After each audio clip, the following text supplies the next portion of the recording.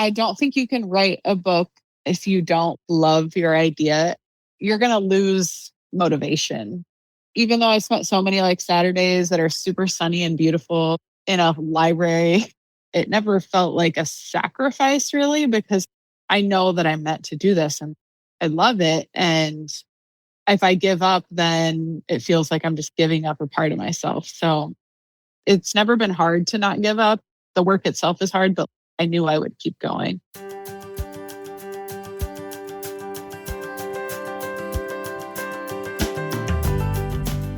Welcome to The Whole Writer, a place where we talk about what it means to show up as a writer. Not just a better writer or a more productive writer or a published writer, but a whole one. Someone who's grounded in their voice, in their community, in their creative path, even when the world tells them to hustle, compare, or conform. I'm Nicole Meyer, a multi-published author and book coach who believes that nurturing the person behind the page is just as important as refining the words on it. Each week, we'll explore the terrain of writing life with honesty, warmth, and practical wisdom, creating space for you to write from a place of wholeness rather than depletion. Whether you're drafting your first manuscript or publishing your fifth book, you'll find conversation and companionship for the journey here. So, settle in, bring your questions and your curiosity, and let's discover what it means to write and live with authenticity and purpose. Hi, everybody. Welcome on in. We have a special guest today that I am thrilled for personally because Amanda Vano and I have worked together, and it has been, almost 2 years since I have the pleasure of dipping into her stories before anyone else could read them. So this is personally very fun for me. Welcome, Amanda.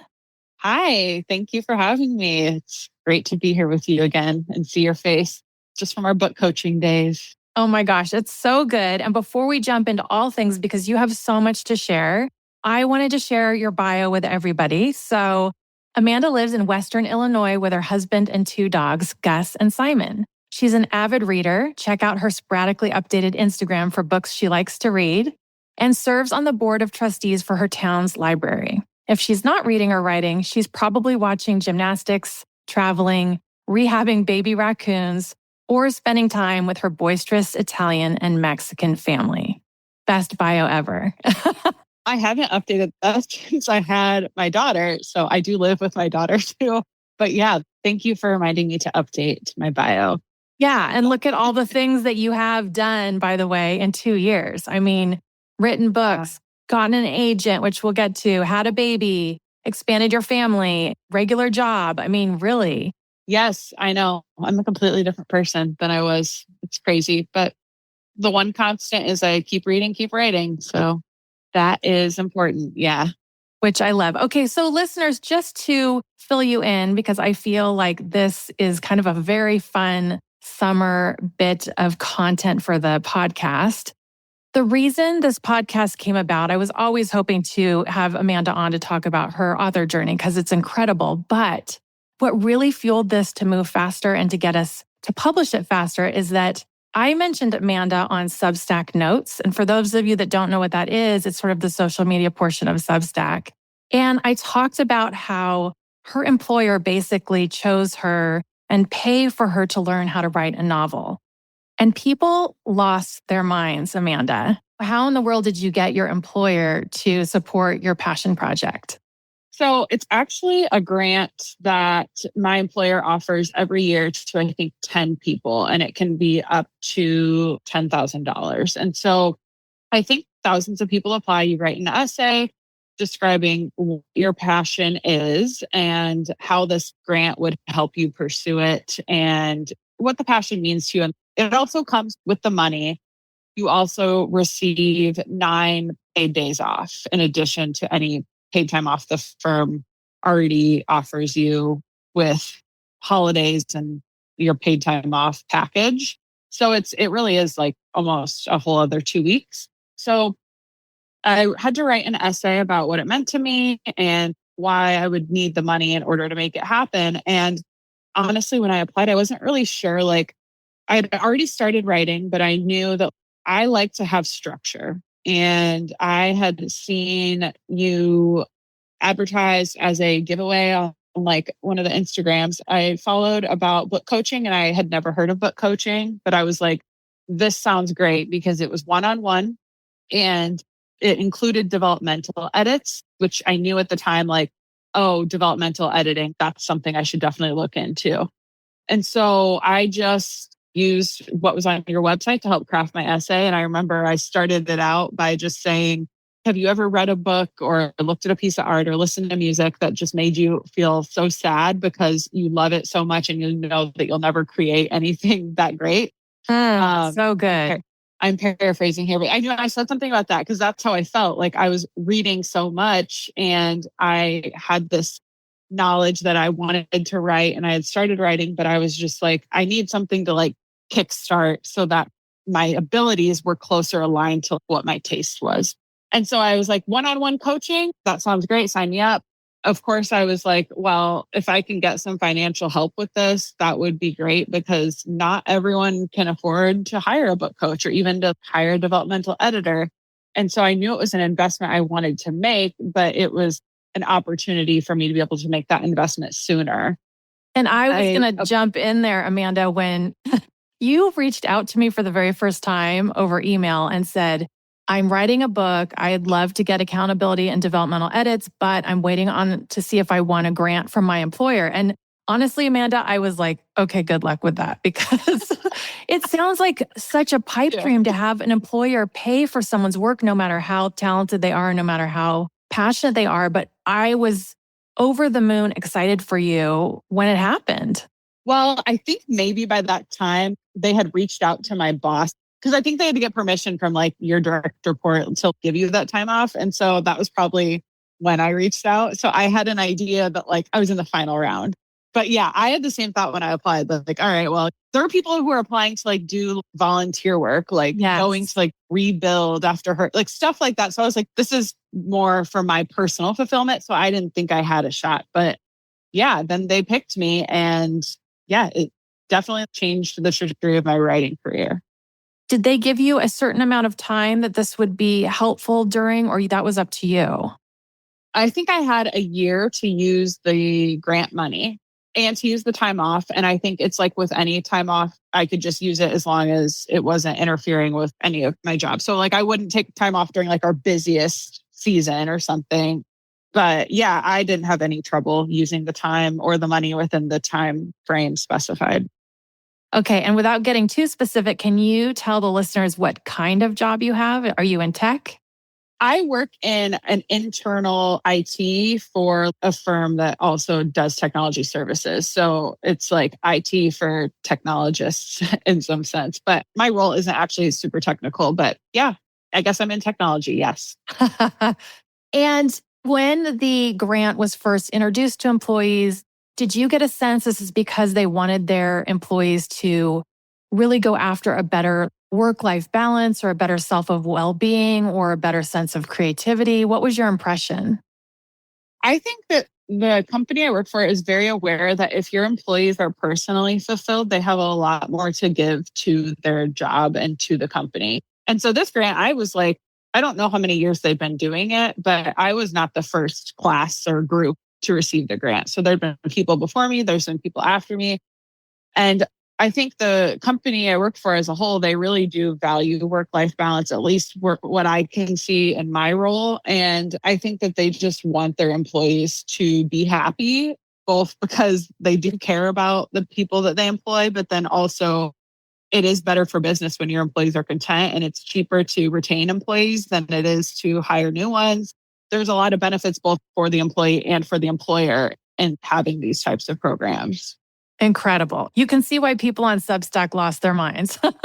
They all wanted to work for a company like this.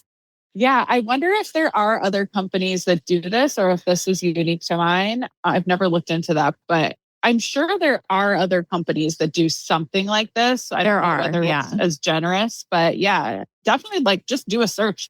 It might not be well advertised within your company. Like this was just something that is really put on our intranet. So if I wasn't going to seek out the information, I could have missed it.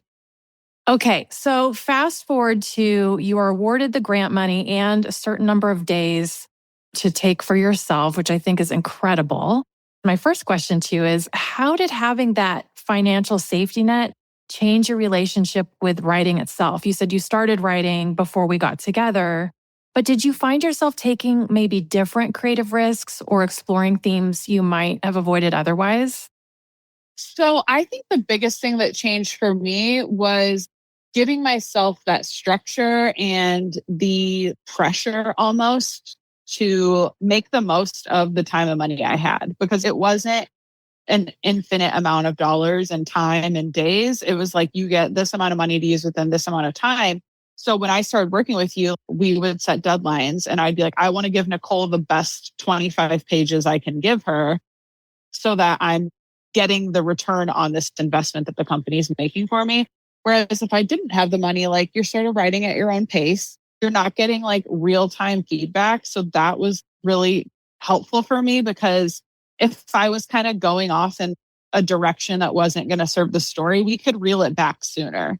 Whereas if I had finished a whole manuscript and then sent it off for a developmental edit, there would have been a lot more work, and it might have been overwhelming to me to get that much feedback and have to like break apart the manuscript. So I would say, I don't know if it let me take more risks. It actually made me feel less risky about what I was doing, because I would be able to course correct more frequently throughout the process. Because I think I started working with you, I had maybe 3 chapters written. So it was like ground zero, like right from the beginning. So I think when I was taking risks, it allowed me to see if they were the right risks sooner. Yeah, that sounds about right. For those of you listening, the way that Amanda and I work together is that she did come to me with a loose framework of a story and some chapters under her belt, but then we met, I think, twice a month for developmental edits and deadlines and strategy calls. And you did, looking on the other side of it, you took it very seriously. You understood the assignment and you didn't have this laissez-faire sort of, oh, someone else is paying for it, so I can do whatever I want. I mean, you really took advantage and you didn't squander the gift that you'd been given. Yeah. And I had personal stake in the game too. So I think that even if I hadn't, that just the type of person I am, I'm very like budget conscious. So I wouldn't have squandered it regardless, but I had also committed to like, there were other things I did with the money besides just work with you, but I knew I was also going to pay for a full developmental edit and like maybe 3 additional months of coaching. So I also had personal stake in the game, which I think also helped with that. But yeah, I'm definitely a student at heart. So having that sort of structured feedback was great for me. Incredible. Okay. My next question is there anything that surprised you when you are thinking back on your creative process? You know, once you were given the time and the space to fully immerse yourself in it, is there anything looking back now that you've had some time to say, oh, that was kind of surprising? The biggest surprise for me is how much I value community and networking and actually getting together with fellow writers. Part of the grant money I used to go to the Women's Fiction Writers Association conference in Chicago. And that is something that like in my day job, when I have to go to like workshops and conferences, it's not my favorite thing. Like it's time away from my family and like it's a lot of talking about technology, and I like technology, but like it's not my passion. It's something I do for work that I enjoy. So I was kind of like, I don't know if it's going to be my thing. Like I hate like structured networking events and Right. I hate conferences, but there was like a pitch event there. You were going to be there. So I was like, what the heck? It's 3 hours from me. I may as well go. And it was so surprising. I would have never gone if I had to pay for it because I was spending my dollars wisely. But since I had this grant, I went ahead and took the risk and went. And it was like, I almost got emotional just reflecting on the conference because I was like, this is what it feels like to have found like-minded people, to never run out of things to talk about. There was no sense of competitiveness because there's people looking for agents. There are people who are already agented, who have a huge backlist, who are really popular and like have great careers. But like you would never know who is who and who's at what stage in their career just by talking to them. Everyone is so welcoming, warm, and everyone wants to talk about what they're reading. If the technology conference is like one of my worst nightmares, this was like my dream come true. So like that was by far the biggest surprise. And it just showed me like right now I'm at a season in life where I'm not traveling as much since I have a baby at home, but I'm like, that's something I need to prioritize and keep doing for as long as I have a technology career and a writing career, because it really just like filled my cup and was worth every penny. That makes me so happy. That was a really special conference. They haven't done it again. Hopefully they'll do it in the future. But it is true that the writing community, for the most part, is not competitive with one another, especially when they're gathering under the same roof, so to speak. And yeah, you can go have lunch or, a coffee with anyone. You could sit down at any table and say, hey, I'm a writer. What do you write? And no one's going to turn you away. Instead, they'll invite you to sit down and ask you about your work. And that's what's so special about gathering with other writers. So I'm so happy you mentioned that. Mm-hmm. And that's when I met Carrie, who she's seriously one of the funniest people I've ever met. And I follow her on Instagram now. And I'm Is like, that Carrie I would have Chappitt? never. Yes. Okay. Yes. And so you introduced me to her, and I met so many other people who I am still in contact with. And I don't know. It's just, I've not been one to ever make friends easily. And so it was it was magic. Yeah. So great. I love it. Okay, so that is really good. Encouraging to anyone listening, if you've never attended a writer's conference, I've talked about this before on the podcast. There are conferences where you can just pay by the afternoon. There are ones you can do virtually. There are ones you can travel to or just in your local area. I think they're worth it, hands down, to go to a conference because it just changes everything. You get in a room and you say, these are my people. These are book people. Mm-hmm. Yeah, that was exactly my experience. Okay, so let's transition into the next question that I wanted to ask you is, did that absence of immediate financial pressure affect how you approached rejection or setbacks or anything in your process, maybe even when you started querying? Did it change anything for you? Some writers talk about, I wrote a book because I needed money. I mean, they really do say that. And you didn't have that right then. Yeah, I would say when I first decided I wanted to write a book, my goal was to just finish it. And I had told myself, you don't even have to worry about getting it published. And it wasn't until I realized, no, okay, I think I can write a book, but I do want to get it published, where I was like, okay, I'm going to need professional help. I don't have an MFA. I've read my whole life, I don't have a degree, anything creative. I had no training. So I guess it changed how I approached it, in that not only did I already have a day job, so it wasn't something I was doing to replace any income or in hopes that I would quit my job, but it also allowed me to make a risk-free financial investment in myself and in that passion that I had for writing.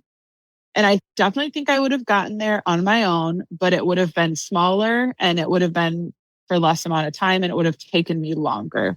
So I think it accelerated my learning, my skills, and I think it did accelerate my journey to getting an agent. I think it would have taken me so much longer to learn everything I did from working with you if I had had to do it on my own, just reading craft books and writers groups and a developmental edit on a full manuscript. That's just wasn't going to be as valuable for me as the way we worked together was. So that was never my goal, to have it be my primary source of income. And then the fact that I didn't have to make the investment, didn't have to dip into my personal savings account to take that initial leap, just sped everything up.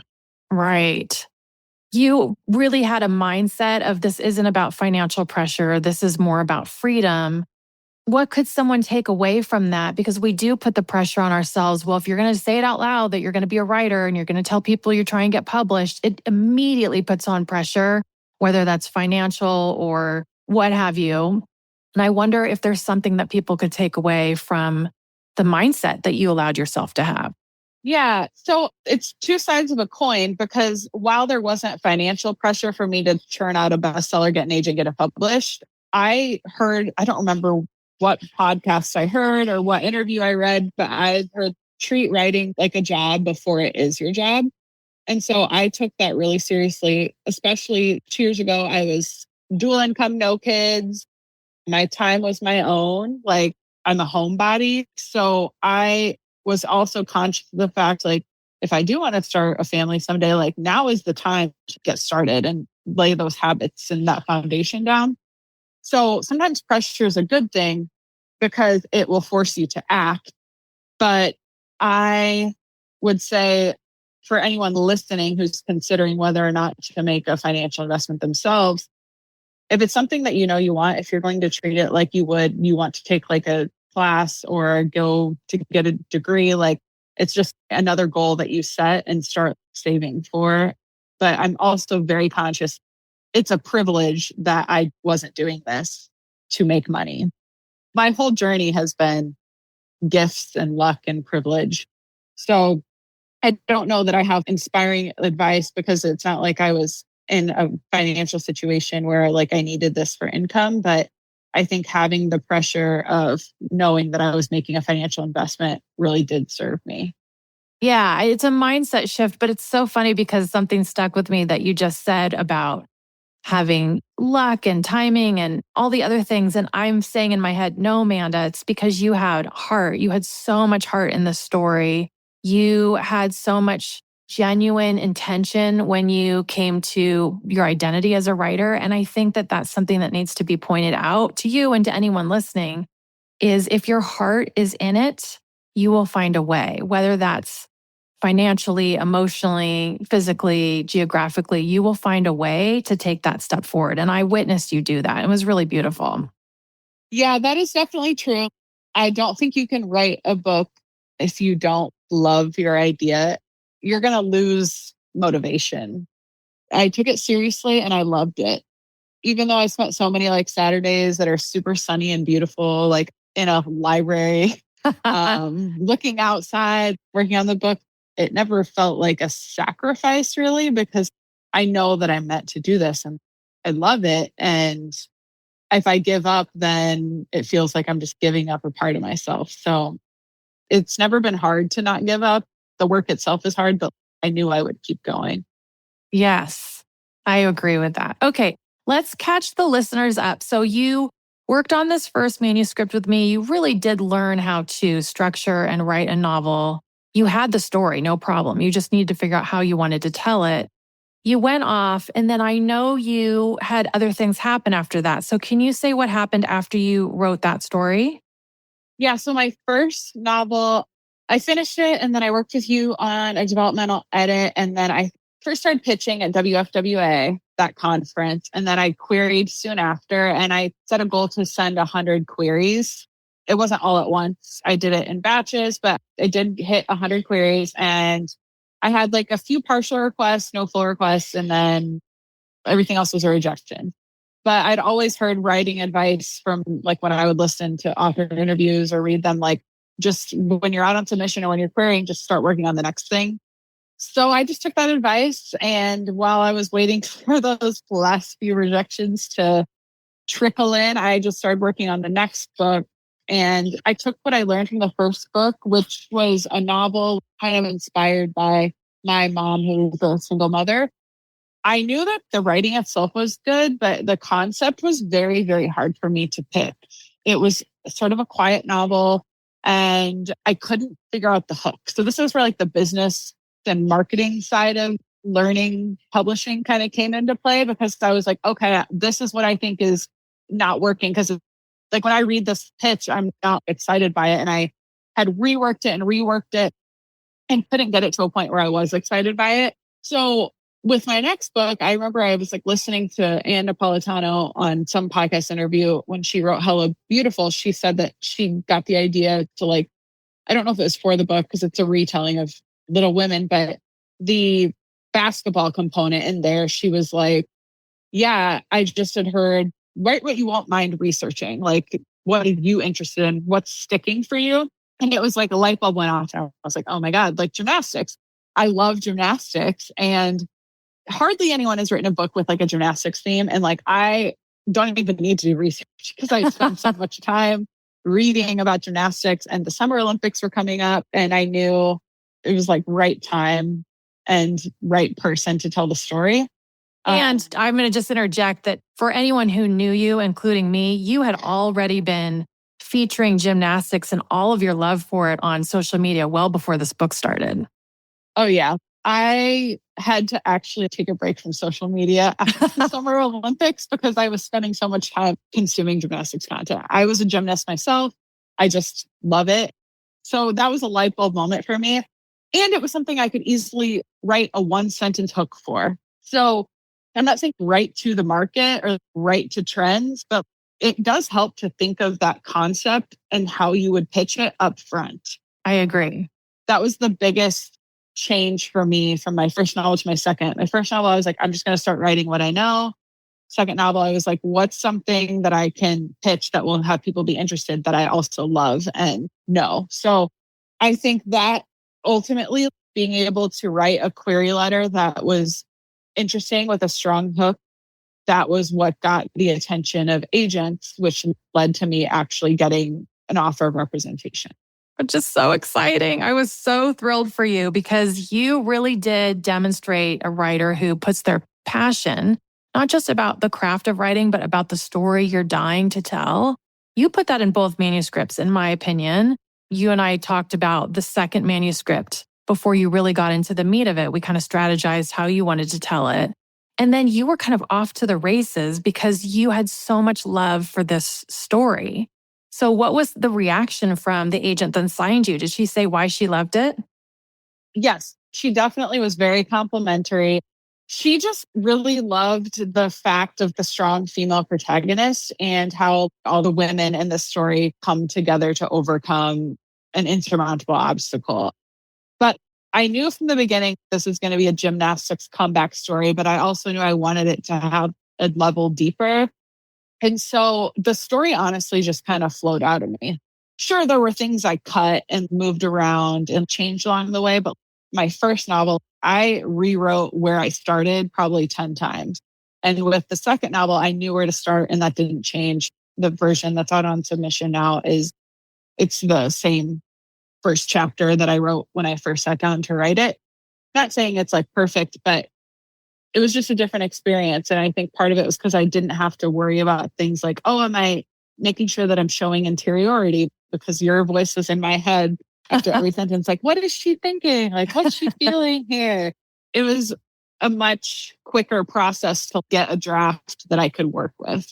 Yeah. And that's my hope for anyone that works with a beta reader, a critique partner, trade pages with a friend, hires a developmental editor, is that you learn yourself as a writer. You learn how to write a book. So then the next one and the next one and the next one, you know how to do it. It's just a matter of telling the story in the way that you want to tell it. Yep. And reading so much along the way. And when you find yourself like really in a page turner, you're like, what is keeping me turning these pages? And how can I do that in my own way? Yes. Yeah. You taught me a lot of like how I think about reading, even though we work together on writing. That's amazing. Okay. So looking back, we know for the listeners out there, Amanda's on submission right now. So we're all going to think amazing, good thoughts for her. But now you can have a moment to look back. You've written 2 complete novel manuscripts. Can you look at that process and think about what you might have written if you had instead from the get-go been squeezing writing into evenings or early hours in the weekends around a full-time job and a financial constraint and not really having any kind of support system in your writing whatsoever? Yeah, everything would have been different because I don't think I would have an agent yet.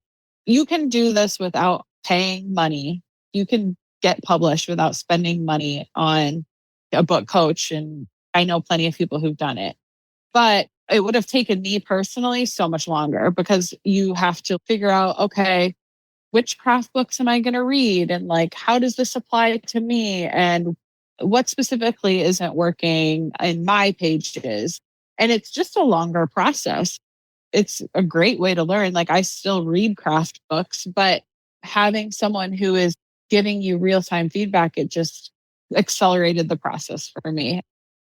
Looking back, how do you think these novels might have been written if you were squeezing them into time and financial constraints? Oh, yeah. And it would have taken me way longer to finish that first one. Like, I might still be rewriting the first 3 chapters. Oh my gosh. I think I started writing in July and I started working with you in December, January. So that's already like what, 5, 6 months of rewriting the first 3 chapters. So at that pace, I would probably still be working on that one. So I was able to write that first book, and that was sort of like my mini MFA. And then the second book, it was just so much faster because of that. So, Right. Okay. I agree with all of that. I mean, I've told you before, Amanda, I have a novel, my practice novel that lives in a drawer. I mean, so many of us need to know, do I have what it takes to write a full-length manuscript? Can I learn all the things? Do I know, or have I equipped myself with all of the tools and information and resources of how to even structure a book? So you're definitely not alone in that. For the listeners out there who are writing a book right now and thinking about strengthening the book, considering what in the world their publishing path might be, what can you share with them that might be helpful or insightful or full of advice? the first thing that I always hear, and it's like everyone says it, comes to mind, is just don't give up. Because really the only people who aren't successful as artists are those who give up, whether it takes a year or 20 years. If it's something that you really care about and love, just stick with it. And then the second is, and it's just like, so everyone says this too, but finding your community. My first community was I joined like a beta reader matchup through the Shit No One Tells You About Writing podcast. And 4 out of the 6 of us are still exchanging pages to this day. How great. Yep. And so that was the first time I'd gotten feedback on my work. So community and not giving up, those are the main two. And then reading, just reading like a writer, paying attention to what you love about books and figuring out why you love it and how you can incorporate those concepts into your own writing. And then if you do want to be traditionally published and want to get an agent, Camille Pagan, I took her career mastermind class, and she had recommended for your next book, write the query letter before you write the book. And that helps you find holes in your concept and in, not that you need to like outline if you're a pantser, but it just helps you see like where are the holes in this concept and how can I fill those in. And that's what I did with my second novel. And I think it made all the difference. Incredible. And I will put all of these resources in the show notes, listeners. Camille Pagan is a friend of mine, and she runs an incredible mastermind about the career author mindset. And she always gathers a really lovely group of people for that. So I will for sure put that in the show notes. Yeah, that's how I met another gal that I exchanged pages with, and we swapped manuscripts is like through her course. And I still am in touch with a lot of those people. So just all goes back to community. So great. Okay, so let's recap those 3 or 4 things that you said, because those are really important, even though they're universal and we hear them time and again. I really want people to take it in and think of how they might incorporate some more of this into their life. So the first one was don't give up, which is very important. The second one was find a community, and community can be just 2 people. It could be more than that, but find your writing community. And then the next one is read like a writer. Brilliant. I love that so much. Amanda, how can people follow you? Because I know listeners are going to be wanting to cheer you on as you go on submission and continue to write books. So is there a place that they can follow you? Yeah, so I'm on Instagram. It's Mandy, Mandy, Vano, Vano books. I have not updated this in a long time, but I'm going to get back out there. It honestly started as just like a bookstagram. So I have like, it's good reviews only, like only things I liked. Love it. But I also will post on there about like writing and books I am reading on there as well. So that's where you can find me. Great. And you have an author website? I do. It's amandavano.com. Wonderful. Okay, Amanda, this was so great. I know you inspired people, and it's really good for everyone to pull back the curtain and share with one another our process, how we got there, how we're pivoting or growing or strengthening our work. So thank you so much for being honest and your lovely, beautiful self. I am cheering for you all the way. Thank you so much for being here. No problem. Thanks, Nicole. Okay, listeners, I'll see you next time on The Whole Writer.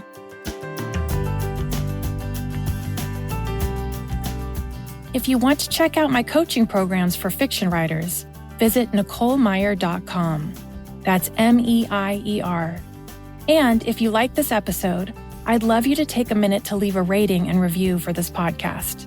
This will help more writers like you to discover the show and to get going on their writing journey. Thanks so much for listening. Until next time, happy writing, everyone.